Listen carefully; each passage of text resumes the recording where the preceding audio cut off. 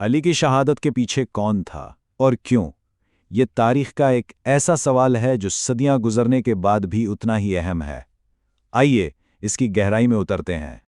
ذرا سوچئے، فجر کی نماز کا وقت ہے، ایک خلیفہ حالت عبادت میں ہے اور ان پر قاتلانہ حملہ ہو جاتا ہے۔ یہ کوئی عام واقعہ نہیں تھا، اس ایک لمحے نے اسلامی تاریخ کا دھارا ہی بدل دیا۔ تو یہ سب ہوا کیسے؟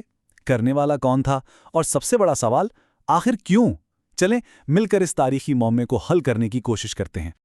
تو سب سے پہلے حصہ اول، ایک منحوس صبح۔ کسی بھی کہانی کو سمجھنے کے لیے پہلے اس کے منظر کو سمجھنا پڑتا ہے، تو چلیں دیکھتے ہیں کہ صبح آخر ہوا کیا تھا۔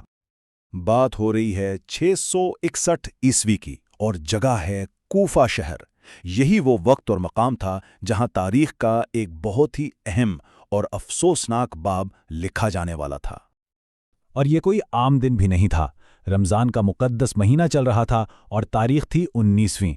اس متبرک وقت میں ہونے والے اس حملے نے اس واقعے کی سنگینی کو آپ سوچیں کتنا بڑھا دیا ہوگا۔ تو ہوا کچھ یوں، 19 رمضان فجر کا وقت، علی کوفہ کی جامع مسجد پہنچتے ہیں۔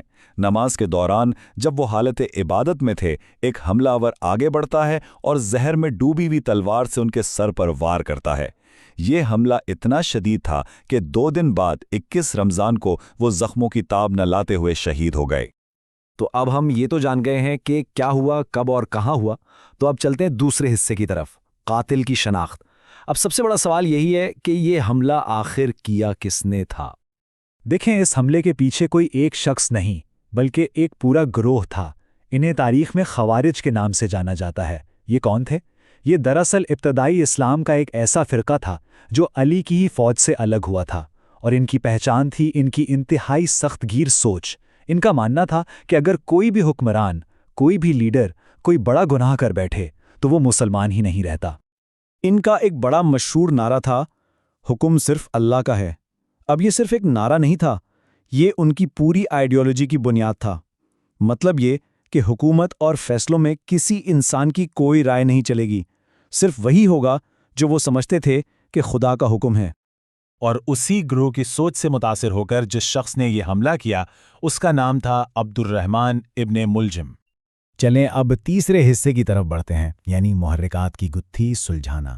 قاتل کا نام تو سامنے آ گیا، لیکن اب ہم اس کہانی کے سب سے آپ کہہ لیں پیچیدہ سوال پر آ گئے ہیں۔ آخر کیوں؟ کیا وجہ تھی اس حملے کے پیچھے؟ آخر ایسا کیا ہوا تھا کہ خوارج نے ابتدائی اسلام کی اتنی اہم اور مرکزی شخصیت کو قتل کرنے جیسا انتہائی قدم اٹھا لیا؟ ان کے ذہن میں کیا چل رہا تھا؟ اس کی جڑیں دراصل سیاسی اور نظریاتی اختلافات میں تھیں۔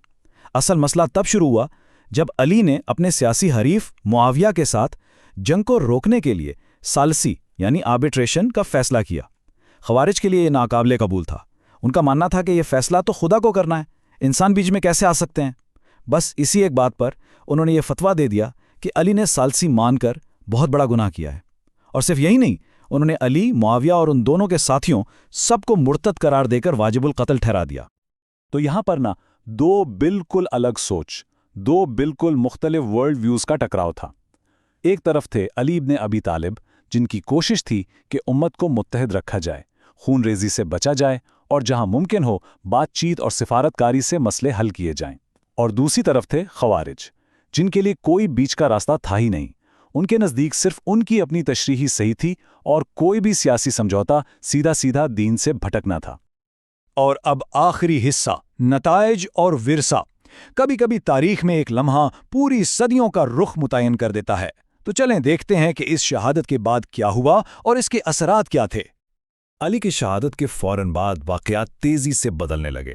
پہلے تو ان کے بیٹے حسن کو اگلا خلیفہ بنایا گیا، لیکن امت کو مزید خانہ جنگی سے بچانے کے لیے انہوں نے ایک بہت بڑا قدم اٹھایا اور خلافت سے دستبردار ہو کر اسے معاویہ کے حوالے کر دیا۔ اور بس اسی کے ساتھ معاویہ نے اموی خلافت کی بنیاد ڈال دی، جس نے اسلامی دنیا کے اقتدار کا مرکز ہی بدل کر رکھ دیا۔ تو یہ سال 661 عیسوی اسلامی تاریخ کا ایک ٹرننگ پوائنٹ بن گیا۔ یہ ایک دور کا اختتام تھا اور ایک بالکل نئے دور کا آغاز۔ لیکن اس کا سب سے گہرا اثر مسلمانوں کے درمیان موجود تقسیم پر پڑا۔ یہ واقعہ اس تقسیم کو جو پہلے سے موجود تھی ایک ایسے گہرے زخم میں بدل گیا جو آج تک نہیں بھر سکا۔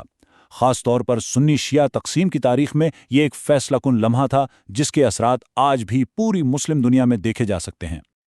اور آخر میں ایک سوال جو ذہن میں رہ جاتا ہے، ذرا سوچئے، اگر وہ ایک حملہ روک لیا جاتا تو آج تاریخ کیسی ہوتی، اس کا رخ کتنا الگ ہوتا؟ ظاہر ہے یہ ایک ایسا سوال ہے جس کا کوئی حتمی جواب نہیں، لیکن یہ سوال ہمیں اس ایک واقعے کی بے پناہ تاریخی اہمیت کا احساس ضرور دلاتا ہے۔